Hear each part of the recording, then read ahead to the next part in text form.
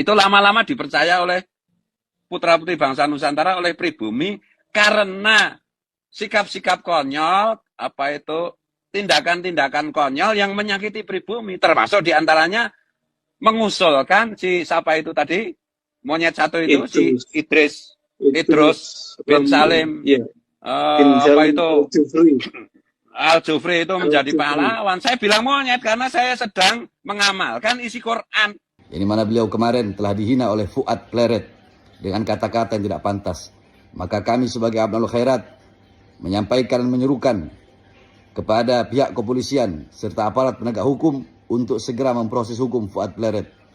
Jikalau aparat kepolisian penegak hukum membiarkan Fuad Pleret, maka jangan salahkan kami, masyarakat Indonesia Timur, akan mengambil tindakan tegas kepada Fuad Pleret. Sekian, wassalamualaikum warahmatullahi wabarakatuh. Assalamualaikum warahmatullahi wabarakatuh. Waalaikumsalam warahmatullahi wabarakatuh. Alhamdulillahirabbil alamin. Pemirsa, kita diminta Bung kameramen bacain apaan nih? Ya, Bu Alfian, kita rasanya melihat saya ucapkan dulu syukur Bu Alfian, alhamdulillah kita bisa syuting kembali. Mudah-mudahan Bu Alfian, kita semua penonton channel Bu Alfian dalam keadaan sehat walafiat. Amin. Bu Alfian, melihat kemarin ada penghinaan terhadap guru tua, kemudian isu begal nasab yang tidak henti-henti, Bu Alfian, justru ujungnya seperti ingin meredupkan syiar agama Islam karena mereka yang ngaku Kiai Nusantara banyak sekali yang sesat, Bu Alfian, seperti Mama Gufron, Pleret. Nah, itu kita tidak bahas di situ. Tapi yang ingin saya tanyakan berkaitan dengan PKI ini, Bu Alfian. Bu Alfian sempat bilang di dalam PKI itu mereka punya istilah agitprop, agitasi propaganda. Pleret ngaku turunan PKI. Gembul ngaku turunan PKI. Anggaplah kita sedang tidak menuduh mereka, Bu Alfian.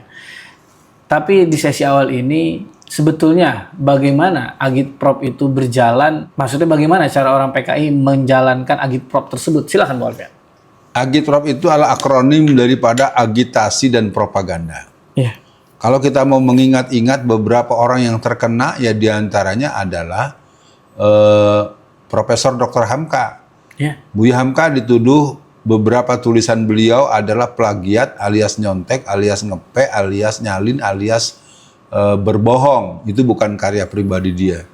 Dan juga PKI melakukan pengopinian terhadap tanah-tanah rakyat yang dianggap milik para Pak Kiai yang banyak diambil alih.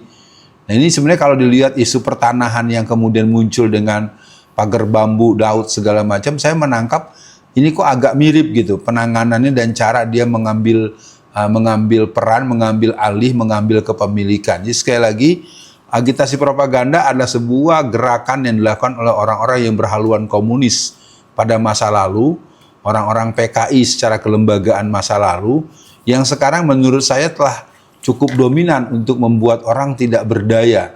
Fenomena begal nasab menurut saya, dan saya pikir ini juga buat kita jadi introspeksi gitu.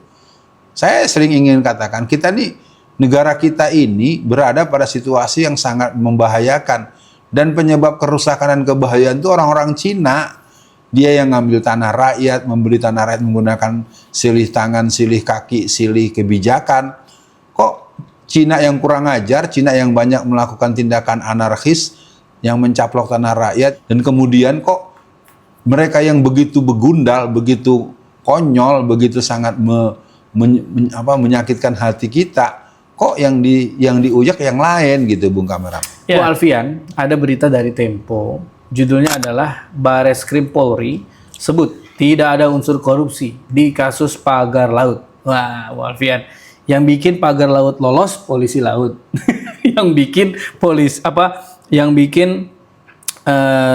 bahwa tidak ada korupsi, menyebutlah itu tidak ada korupsi, Polri, Bu Alfian.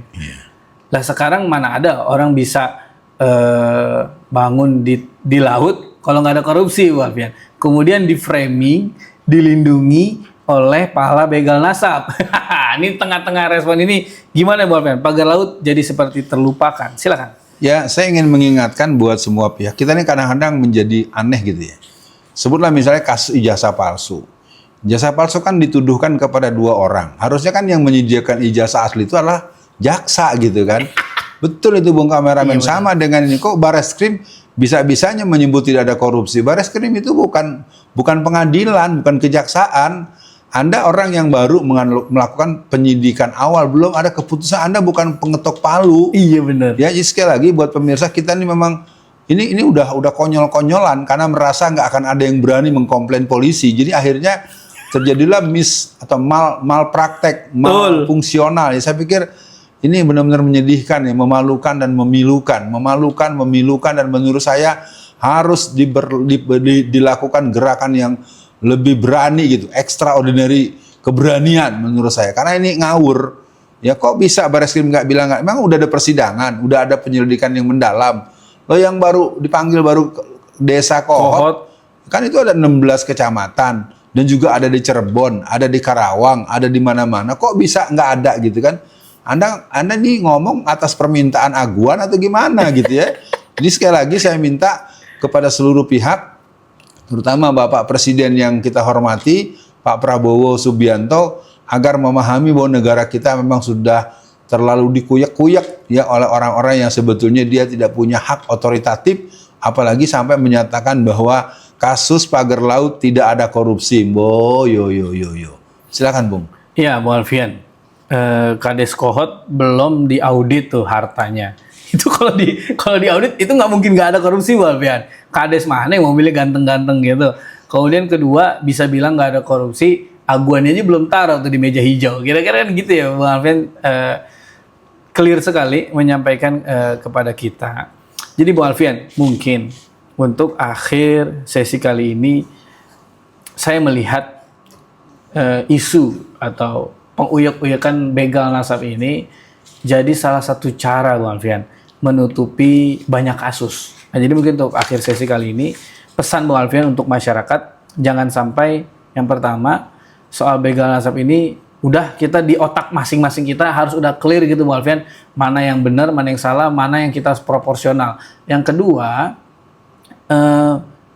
dengan efek begal nasab itu, bagaimana akhirnya seperti pagar laut ini juga tidak tertutupi Bu Alfian. Ijazah palsu jangan sampai tertutupi. Macam-macam juga hal lain yang saya rasa banyak sekali yang akhirnya tertutupi Bu Alfian dengan gorengan begal nasab. Untuk closingnya silakan Bu Alfian. Ya, tindakan delegitimasi ulama menuduh dengan tuduhan macam-macam. Dulu ada yang disebut dengan kabir, birokrat, apa segala macam, setan desa segala macam. Itu adalah istilah-istilah yang digunakan oleh orang-orang PKI. Nah, jadi poin pertama, delegitimasi orang-orang yang membimbing moralitas, membimbing spiritualitas, itu adalah kerjaan orang-orang yang berhaluan la ilmaniyah dan orang-orang yang berhaluan komunis PKI. Itu yang pertama. Yang kedua, offsetnya polisi ini terjadi di banyak hal. Betul. Bahkan saya sudah minta tapi belum dilakukan dan kita belum pernah melakukan syuting itu, Bung Kameramen. Dosa-dosa. Iya, dosa-dosa, kelakuan, kejahatan, kriminalitas dan berbagai kelakuan out of the box tanda kutip negatif daripada kepolisian itu belum pernah kita bahas. Soal ijazah palsu, kita pernah tahu kok ada orang gara-gara ijazah palsu langsung dipecat. Ya, namun seorang itu sudah meninggal dunia, Bung Kameramen, pernah jadi anggota DPR RI, dia kemudian diketahui ijazahnya palsu dan dia dihentikan peran-peran itu. Nah, yang lain-lainnya menurut hemat saya buat para pemirsa, kita masyarakat umum harus berani memberikan penegasan Tuhan kita itu Allah, bukan uang. Walaupun kita butuh uang, walaupun kita sedih kalau nggak punya uang, walaupun kita berusaha mencari uang, tapi jangan jadikan uang itu sebagai tempat kita bergerak atau kita berhenti bergerak. Karena lagi-lagi ini merupakan situasi yang harus saya pertegas untuk diri saya dan seluruh rakyat Indonesia.